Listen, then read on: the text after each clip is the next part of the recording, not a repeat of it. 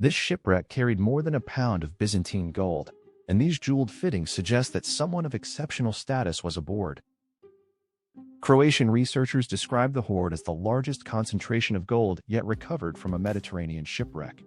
So who was traveling on a practical vessel with objects made for the upper levels of Byzantine power?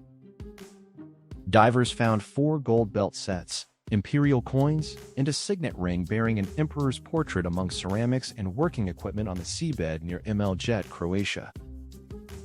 That question matters because the ship went down around 700 CE when the Roman Mediterranean was becoming a medieval one. Mljet is a long island off Croatia's southern Adriatic coast. The wreck lies near Polače, a sheltered bay on its western side. Ships moving between the eastern Mediterranean, the Adriatic, and Italy had good reason to pass this way, and the bay offered protection when the weather turned. The Croatian Conservation Institute began excavating this particular wreck in 2015. 9 campaigns have now taken place as part of a much longer survey of the waters around Mljet. During 19 years of work, the Institute's teams have identified 20 previously unknown wrecks, ranging from the 2nd century BCE to the 16th century CE. Among them, this one is exceptional. Today, we call its world Byzantine. The people aboard, though, would still have understood their empire as Roman. By about 700 CE, that empire had endured decades of war, lost extensive territory, and become more dependent on the routes that still linked its surviving ports. A ship from this period can therefore tell us more than where goods were moving. It can show us who was still able to travel, what authority looked like, and how imperial connections continued to work. The clearest evidence comes from 4 sets of gold belt fittings. These weren't simply decorative buckles. The sets include gold clasps and belt tips, with emeralds, rubies, and pearls worked into some of them. Such belts helped senior Byzantine dignitaries display rank and office. Croatian researchers say comparable luxury fittings haven't previously been recovered from an underwater site in the Mediterranean. After cleaning and conservation, the gold from the wreck weighed more than 1.3 pounds. The vessel carried this remarkable wealth alongside the practical cargo of a working journey. The pieces may have been possessions, equipment, or official valuables belonging to people with privileged access to imperial power. The coins help place the voyage in time. They were issued under 4 emperors from the Heraclian dynasty during the late 7th century. Coins can only provide an earliest possible date for a wreck because money may remain in circulation for years, but the latest examples show that the ship cannot have sunk before they were minted.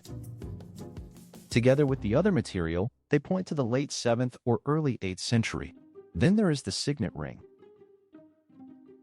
Its engraved image represents an emperor from the same dynasty. A ring like this could be pressed into wax or another sealing material to authenticate documents.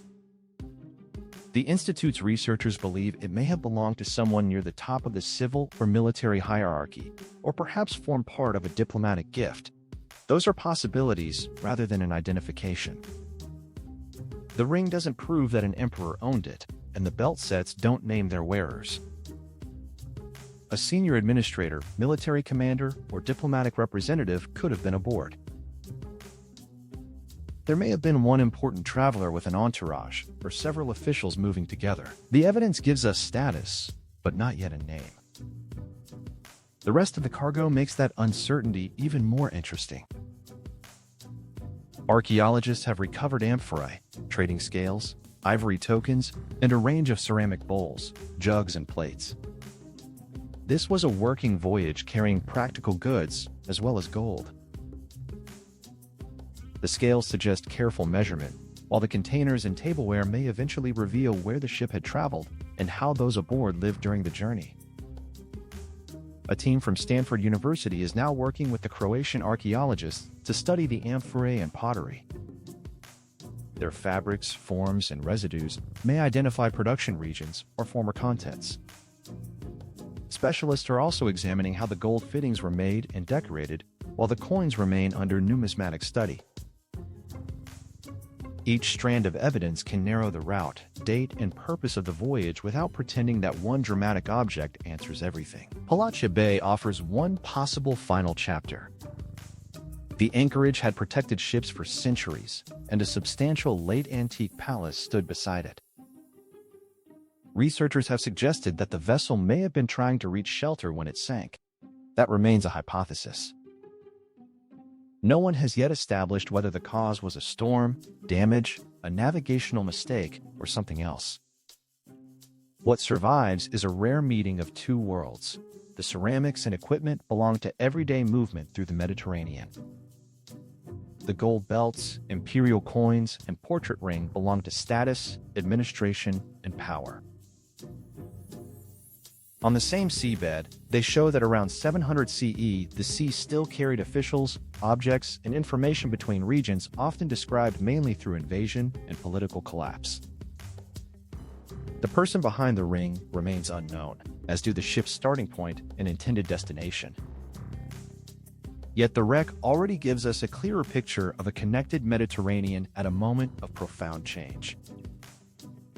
The gold first draws the eye, while the preserved voyage reveals the larger story.